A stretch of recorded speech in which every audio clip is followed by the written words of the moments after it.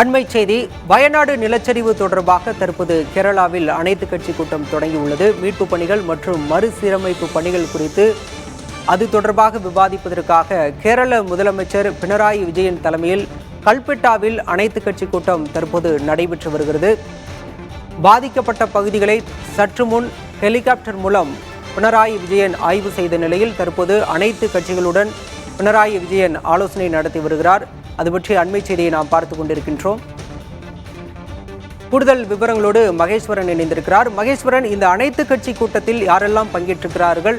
இந்த அனைத்து கட்சி கூட்டத்தில் எந்த மாதிரியான விஷயங்கள் விவாதிக்கப்படுகின்றன?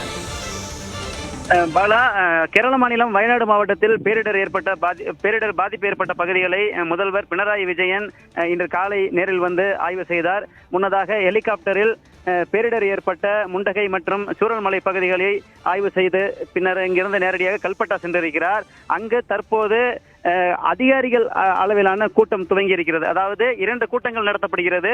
முதலாவதாக மாவட்ட ஆட்சியர் உள்ளிட்ட அதிகாரிகள் மத்தியிலான ஒரு கூட்டம் நடத்தப்பட்டு அதன் பின்னர் தான் அனைத்து கட்சியினர், எம்எல்ஏக்கள், எம்பிக்கள் அடங்கிய அந்த கூட்டம் நடத்தப்படும். முன்னதாக இந்த கூட்டத்தில் பேரிடர் ஏற்பட்ட பகுதிகளில் என்னென்ன மாதிரியான நடவடிக்கைகள் எடுக்கப்பட்டது, என்னென்ன நடவடிக்கைகள் எடுக்க வேண்டும் உள்ளிட்டவைகள் குறித்து அதிகாரிகளோடு ஆலோசித்து வருகிறார். அதனை தொடர்ந்துதான் அனைத்து கட்சி கூட்டம் நடைபெறுகிறது. இதில் 6 அமைச்சர்கள் இருக்கிறார்கள். வயநாடு மாவட்டத்துக்கு பார்வையிட வந்திருக்கிறார்கள்.